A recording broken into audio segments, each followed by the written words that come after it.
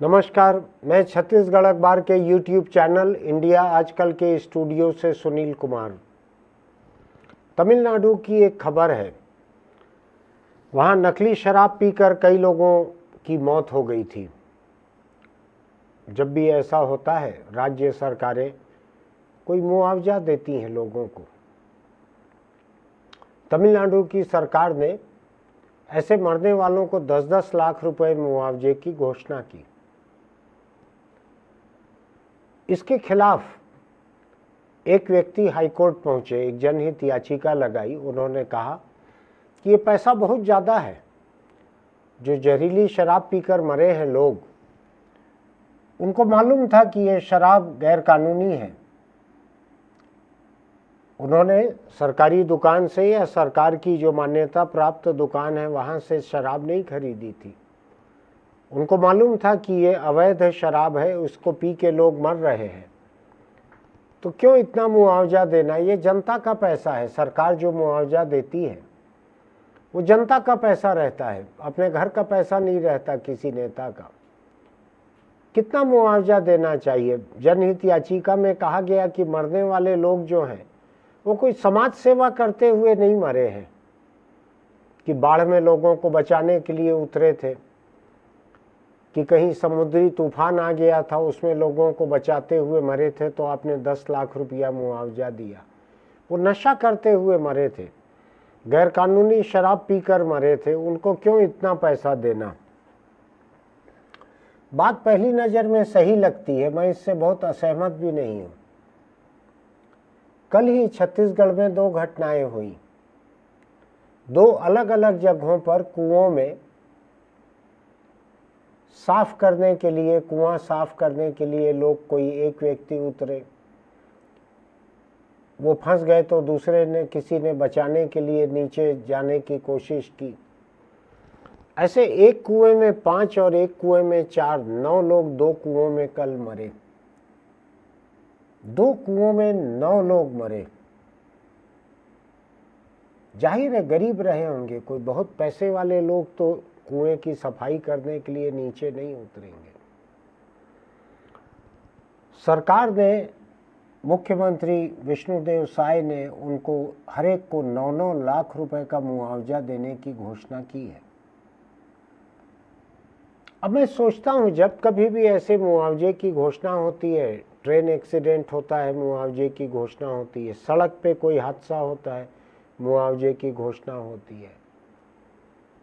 क्या मुआवजा है ये मुआवजा है, राहत है, मदद है?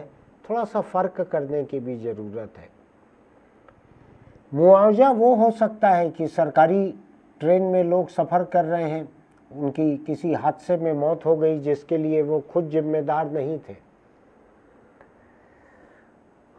और उनको सरकार की तरफ से मदद दी जा रही है। ये मुआवजा हो सकता है कि आपने टिकट खरीदी थी, ट्रेन में सफ़र कर रहे थे, हादसा हो गया, आप मर गए, जख्मी हो गए, तो आपको सरकार की तरफ से मुआवजा मिला कि आपने हमारी टिकट खरीदी थी, सफ़र कर रहे थे, और हमारी लापरवाही से, हमारी गलती से, हमारे गलत काम से आपकी मौत हो गई, आप जख्मी हो गए, तो ये हम आपको मुआवजा दे रहे हैं। एक ग्राहक को दिया गया मुआवजा है वो। मान लीजिए तमिलनाडु में किसी सरकारी दुकान से खरीदी गई शराब पीकर कोई मरे रहते, तो भी मैं उसको मुआवजा मानता कि सरकार को पैसा दे के शराब खरीदी, शराब खराब निकल गई, उससे मौत हो गई। कहीं सरकार का कोई दाल भात केंद्र रहता है तमिलनाडु में, अम्मा इडली केंद्र रहता है, नाम बदल गया होगा सरकार बदलने से, लेकिन सरकार मजदूरों के लिए छत्तीसगढ़ में भी कोई टिफ़िन का इंतज़ाम, या जो चावड़ी है जहाँ पर मजदूर इकट्ठे होते हैं वहाँ सस्ते रियायती 5-10 रुपए के खाने का इंतज़ाम करती है। ऐसा ना हो कभी, मेरी कामना है, लेकिन अगर वहाँ कोई हादसा होता है तो वो सरकार जिम्मेदार है उसके लिए। लेकिन गैर कानूनी शराब पीने वाले लोगों को कितना मुआवजा दिया जाए, उनके परिवारों को कितना मुआवजा दिया जाए, ये सोचने की बात है। ऐसे बहुत सारे काम रहते हैं। लोग अपने खुद के कुएं को साफ करने के लिए उतरे, गुजर गए, गरीब हैं, उनको राहत दे सकती है सरकार, मदद दे सकती है, लेकिन कितनी दे। मैंने बहुत पहले अखबार में ऐसे एडिटोरियल लिखे थे कि केंद्र सरकार अलग दे देती है। अभी भगदड़ हुई हाथरस में, 125 लोग मारे गए, भक्त लोग थे। कायदे की बात तो यह है कि उस बाबा के आश्रम को नीलाम करके और उससे मुआवजा देना चाहिए था, लेकिन सरकार अपनी जेब से मुआवजा देती है, क्योंकि सरकार की कोई जेब नहीं रहती है, वो जनता की जेब से ही निकाल के दे देती है। प्रधानमंत्री ने शायद पार्लियामेंट में घोषणा की थी, उसी समय ये खबर आई थी। अपना भाषण पूरा करने के बाद उन्होंने एक घोषणा की थी कि 2 लाख रुपया या 2.25 लाख रुपया ऐसा मुआवजा देंगे। उत्तर प्रदेश की योगी सरकार ने मुआवजे की घोषणा की थी। ये राहत है, ये मुआवजा नहीं है। ये मुआवजा वो होता है जिसमें मेरी वजह से आपको कोई नुकसान पहुंचे तो मैं जिम्मेदार हूं, मैं मुआवजा दे रहा हूं आपको। सरकार तो मदद करती है, राहत देती है। मुसीबत में आप पड़ गए, परिवार में कमाने वाले कोई नहीं बचे हैं। कई बार मुझको लगता है कि इसके पैमाने तय होने चाहिए। कोई सरकार अगर संपन्न है तो 9-9 लाख रुपया उसे मुआवजा दे दिया। कोई दूसरी सरकार है जो अपनी तनख्वाह भी नहीं बांट पा रही है, वो कितना मुआवजा दे। आपको ध्यान है ना कि किसान आंदोलन में जो लोग मरे उनके लिए 1-1 करोड़ रुपया मुआवजा देने की मांग हुई। कई और जगहों पर ये मांग होती है कि 1 करोड़ रुपया मुआवजा दिया जाए। आपको ध्यान है उत्तर प्रदेश में किसानों के ऊपर में एक किसी केंद्रीय मंत्री का बेटा था, उसने अपनी गाड़ी चढ़ा दी थी, कई लोगों को मार डाला था। याद है ना आपको, घटना हुई थी, 2 साल पहले की बात होगी। अपनी गाड़ी चढ़ा दी थी उसने आंदोलन कर रहे किसानों के ऊपर। उनको अगर मुझको ठीक याद पड़ रहा है तो छत्तीसगढ़ की भूपेश बघेल सरकार ने वहां मुआवजा दिया था उनको। मुझको नहीं मालूम, मुआवजा, राहत, मदद जो कुछ भी दी थी, अभी ठीक से याद नहीं है मुझको, और क्यों दिया था ये भी मुझको ठीक से याद नहीं पड़ रहा है। वो तो दूसरा प्रदेश था, उस प्रदेश की सरकार, केंद्र की सरकार, उनकी जिम्मेदारी थी देना। देश में कई जगह कई तरह से मौतें होती है। अभी जम्मू में तीर्थयात्रियों की एक बस को आतंकियों ने घेरा, ड्राइवर को गोली मारी और बहुत सारे और लोगों को गोलियां मार दी। बस जाके खड्ड में गिर गई, कुछ लोगों की जिंदगी बच गई, लेकिन 9 लोग शायद फिर भी मारे गए थे। उनको किसी राहत राशि या मदद की घोषणा की गई। अब उसके ऊपर मान लीजिए महाराष्ट्र सरकार वहां मदद की घोषणा करने चली जाती तो कैसा होता। मैं नहीं जानता ये जायज था कि नहीं था। भूपेश बघेल सरकार का उत्तर प्रदेश के आंदोलन कर रहे किसानों के एक भाजपा केंद्रीय मंत्री के बेटे के गाड़ी से कुचल कर मारे जाने पर छत्तीसगढ़ उनको मुआवजा दे रही थी, दिया था शायद 50-50 लाख रुपया या कितना, शायद पार्टी की घोषणा थी, ऐसा कुछ था। क्या उसका तर्क है, क्या उसको न्याय संगत कहा जा सकता है? छत्तीसगढ़ में 9-9 लाख रुपया दिया गया, राहत दी गई उन परिवारों को। कैसे तय करें कि किस तरह के हादसे में लोगों को दिया जाए मुआवजा, राहत? कैसी दुर्घटनाओं में वो समाज के लिए क्या करते हुए मरे हैं, कि खुद के निजी काम में मरे हैं, किसी सार्वजनिक मदद को करते हुए मरे हैं, कि खुदकुशी कर ली है? मुझको लगता है इसमें थोड़ा एक पारदर्शी पैमाना तय होना चाहिए। एक हो सकता है कि एक कमेटी भी राज्य स्तर की बना दी जाए, जिसमें कोई बुराई नहीं है। विधानसभा के नेता प्रतिपक्ष को भी रख दिया जाए, गैर सरकारी लोगों को भी रख दिया जाए, हमारे सरीखे कुछ बाहरी लोगों को भी कमेटी में रख दिया जाए। मैं उपलब्ध नहीं हूं, मैं कमेटी में नहीं रहना चाहता किसी में, लेकिन कुछ ऐसे लोगों को रखा जाए जो वोट की राजनीति नहीं करते हैं। जो वोट की राजनीति करते हैं उनकी मजबूरी रहती है, उनको बढ़ चढ़कर राहत देनी पड़ती है, मुआवजा देना पड़ता है, क्योंकि लोगों को उपकृत करें तो अगले चुनाव में उनकी जाति के, धर्म के, गांव के लोग काम आएंगे, वोट ज़्यादा मिलेंगे, ऐसा मुआवजा देना पड़ता है। आपको ध्यान होगा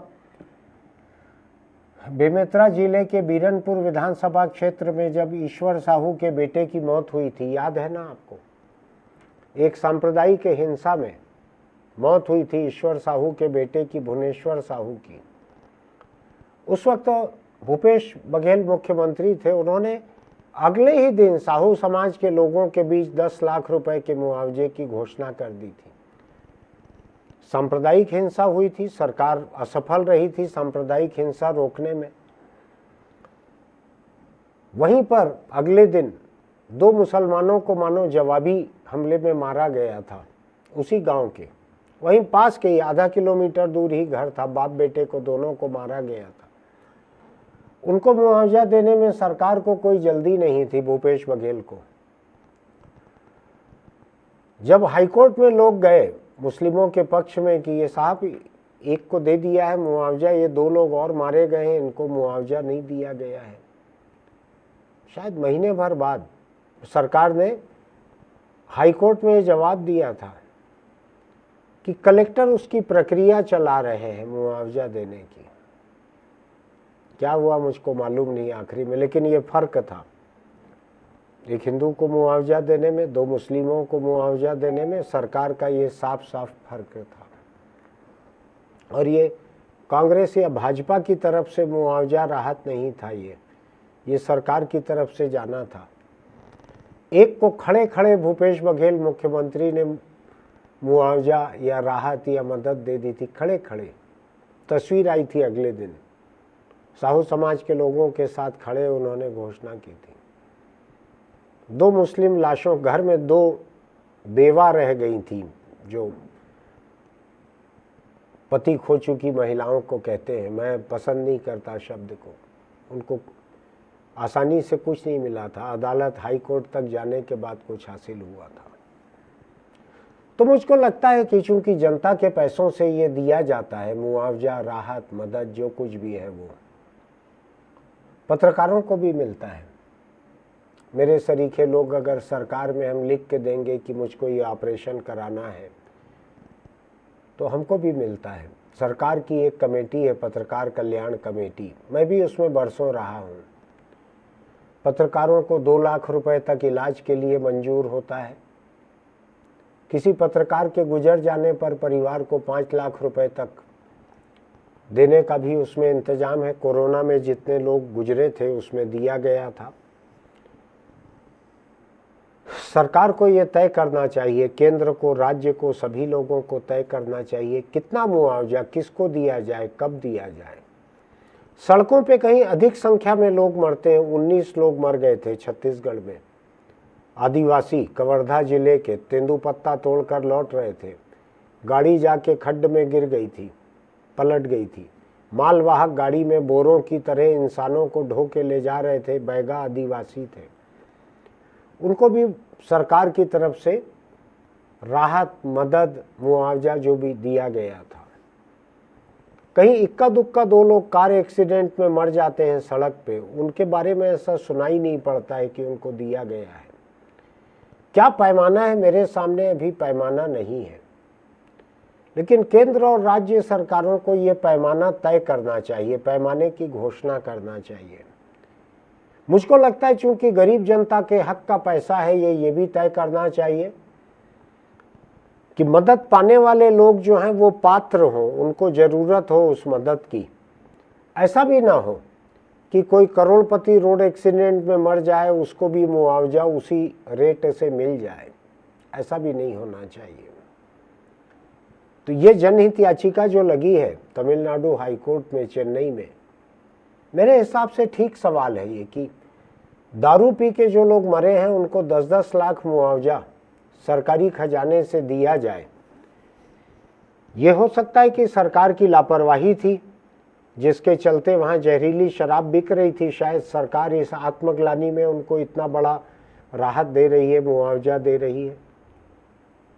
क्यों दे रही है मुझको नहीं मालूम है इतनी बड़ी रकम। या छत्तीसगढ़ में कुआं साफ करने के लिए लोग उतरे, गैस में जहरीली गैस इकट्ठा थी नीचे, उसमें फंस के मर गए, उनको 9-9 लाख रुपया मुआवजा दिया गया। क्यों ये राशि तय की गई मुझको अभी नहीं मालूम है, लेकिन मुझको लगता है कि चाहे मानवाधिकार आयोग हो, जैसे ऐसे कुछ और संस्थाएं हों, इनको साथ में लेकर सरकार को एक कमेटी बनाकर पारदर्शिता के साथ एक जैसा पैमाना तय करना चाहिए। उसमें भेदभाव नहीं होना चाहिए और ज़रूरत के आधार पर ही देना चाहिए, क्योंकि जनता का पैसा है ये। आपको एक दूसरी बात बताऊं, छत्तीसगढ़ में भूपेश बघेल जब आए सत्ता में 5.5 साल पहले, तो उन्होंने अपने चुनाव घोषणा पत्र में लिखा था कि चिट फंड कंपनियों में लोगों का जितना पैसा डूबा है वो पैसा लोगों को वापस दिलवाया जाएगा। सरकार बनने के बाद भूपेश बघेल ने यह भी कहा था कि सरकार ये पैसा अगर चिट फंड कंपनियों से वसूल नहीं कर पाएगी तो सरकारी खजाने से देगी, ये पैसा लौटाएगी। कुछ 1100 करोड़ से ज़्यादा की रकम हो रही थी जो लोगों ने छत्तीसगढ़ में चिट फंड में डुबाई थी। मैंने भूपेश बघेल के एक सलाहकार से ये जानना चाहा था कि क्या सचमुच ही सरकार ये 1100 करोड़ से ज़्यादा की रकम ये सरकारी खजाने से देगी लोगों को। तो उनके सबसे करीबी सलाहकार ने मुझसे कहा था कि हाँ, मुख्यमंत्री की घोषणा तो यही है, सरकार की घोषणा यही है। तो मैंने कहा था किसी एक जुर्म का शिकार हुए लोग, उसको अगर सरकार देगी मुआवजा या राहत मदद, तो बाकी जुर्म के शिकार लोगों को कैसे नहीं देगी। ये तो चिट फंड में लोगों ने पैसा लगाया, कमाई की उम्मीद से लगाया। रोज छत्तीसगढ़ में, पूरे देश में ऐसी ठगी हो रही है, जालसाजी हो रही है कि एक OTP आता है, 10-20 लाख रुपया खाते से निकल जाता है। वो तो लोग किसी लालच में भी नहीं लगाते हैं, उनको झांसा दे के उनसे पैसा ले लिया जाता है। कई तरह के झांसे, किसी के घर चोरी होती है, चोरी तो सरकार की जिम्मेदारी है रोकना। चोरी हुई, डकैती हुई, लूट हुई, उसमें पैसा चले गया तो कितने जुर्म का पैसा देगी सरकार। मैंने एक अंदाज लगा के बतलाया था उनको, सलाहकार को, कि अगर सरकार सरकारी खजाने से हर जुर्म में डूबे हुए पैसे की भरपाई करेगी, छत्तीसगढ़ का बजट ही कम पड़ेगा। 1 लाख करोड़ साल का कुछ बजट था, तो मैंने उनको कहा था बजट ही कम पड़ेगा। 50-60% तो स्थापना व्यय निकल जाता है सरकार का, सरकार के अपने कर्मचारी और अपने ढांचे पे खर्च। थोड़ा सा पैसा बचता है, उससे ज़्यादा तो हर साल जुर्म में डूबता है लोगों का पैसा। तो आप सरकारी खजाने से जब पैसा देंगे तो जुर्म में भेदभाव कैसे करेंगे कि चिट फंड में जिनका डूबा है उनको सरकारी खजाने से दिया जाएगा, जिनको चाकू मार के लूट लिया गया है, गोली मार के लूट लिया गया है, वो अपना खुद जानो। सरकार कैसे ऐसा भेदभाव कर सकती है। मुझको नहीं मालूम है कि भूपेश बघेल की साफ घोषणा के बाद भी इन 5 सालों में भाजपा ने इसको क्यों मुद्दा नहीं बनाया। शायद भाजपा का होमवर्क थोड़ा कमजोर रहा होगा, उन्होंने ढूंढ के ये नहीं निकाला होगा कि विधानसभा के भीतर बाहर या चुनाव घोषणा पत्र में कहां कहां पर भूपेश बघेल ने कहा था कि चिट फंड में जिनका पैसा डूबा है उसकी भरपाई सरकार करेगी। निकालना चाहिए था इनको, वो विधानसभा चुनाव में, लोकसभा चुनाव में सब जगह काम आता, लेकिन सूझा नहीं शायद बीजेपी को, शायद उनका होमवर्क उतना मजबूत नहीं था। मेरा मानना है कि सरकारी खजाने से किसी भी तरह के राहत, मुआवजे, मदद की घोषणा के पहले कुछ पैमाने रहना चाहिए जिसके आधार पर यह तय हो।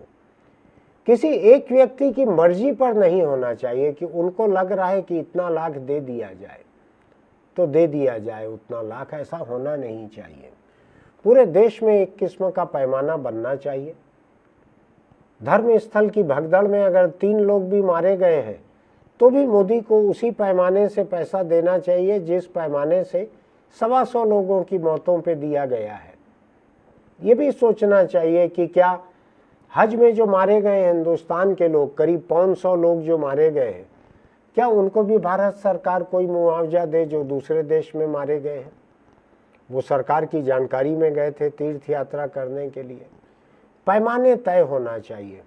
केदारनाथ में आपको ध्यान है ना किस तरह से हजारों लोग मारे गए थे बाढ़ आने से। कैसे कैसे कोई राज्य सरकार, केंद्र सरकार मदद करे, मुआवजा दे, इस पे एक खुली किताब की तरह बना हुआ रहना चाहिए कि वो समाज के लिए क्या करते हुए मारे गए, कि खुद के काम में मारे गए, कि दारू पी के मर गए, कि खुद ही धोखा खाने गए थे, कमाई के लालच में चिट फंड में पैसा लगाया था, कि सरकार की असफलता थी कि चाकू मार के, लूट कर, पिस्तौल दिखाकर, घर में डाका डालकर वो पैसा लूटा गया जो सरकार की लापरवाही थी। तय होना चाहिए ये सब। मेरा मानना यह है कि किसी व्यक्ति की मर्जी से ये मुआवजे या मदद नहीं बंटने चाहिए। आप भी सोच के देखिए, इस पैसे में आपका भी हिस्सा है। सरकार की कोई जेब अपनी खुद की नहीं रहती। आप भी सोच के देखिएगा। आपको ये बात मेरी अच्छी लगती है, एडिटोरियल मेरा सुनने लायक लगता है, तो हमारे YouTube चैनल इंडिया आजकल को सब्सक्राइब कीजिएगा, नोटिफिकेशन की बटन दबाइएगा, लाइक कीजिएगा, अपने दोस्तों को भी भेजिएगा, वो भी सोचें इस बारे में। क्या मुआवजा या मदद नीति होना चाहिए किसी प्रदेश की या देश की? सोचना चाहिए ताकि कोई भेदभाव ना हो, किसी एक जाति के लोगों को ज़्यादा मुआवजा न मिल जाए, किसी इलाके के या धर्म के लोगों को ज़्यादा मुआवजा न मिल जाए, या किसी धर्म के लोगों को छोड़ न दिया जाए मुआवजे से। टिप्पणी लिखिएगा कि आपका क्या कहना है कमेंट बॉक्स में। चलते चलते एक छोटी सी सलाह और, शराब जहरीली हो या ना हो, कैसी भी शराब मत पीजिए आप। शराब पीने से आपके परिवार का अपार नुकसान होता है। हमने देखा था कोरोना लॉकडाउन के वक्त जिस तरह से कई महीनों तक शराब बंद थी, कम से कम गरीबों की शराब बंद थी। पैसे वालों की महंगी शराब तो सत्ता की मेहरबानी से महंगे होटलों से बिक रही थी लगातार। जो लोग कर रहे थे इस काम को आज जेल में हैं, कुछ यहाँ पे हैं, कुछ यहाँ से बाहर हैं। आप जानते हैं मैं क्या कहूँ उनके बारे में। गरीबों को नहीं मिली थी शराब, गरीबों की सेहत सुधर गई थी, गरीब घरों में हिंसा कम हो गई थी, जुर्म कम हो गए थे, घर में खान पान बेहतर हो गया था। मत पीजिए शराब। तमिलनाडु में लोग जो मरे हैं जहरीली शराब पी के, उसको भी भूल जाइए। अगर कानूनी शराब भी आपको मिलती है जिससे अगर नहीं मरेंगे एक दिन में, तो तेजी से मरेंगे। आपको अगर 10 साल जीना था और दारू पी पी के आप 5 साल में चल बसेंगे। क्यों अपने परिवार के साथ ऐसा करते हैं? मत पीजिए शराब। फिर मिलेंगे।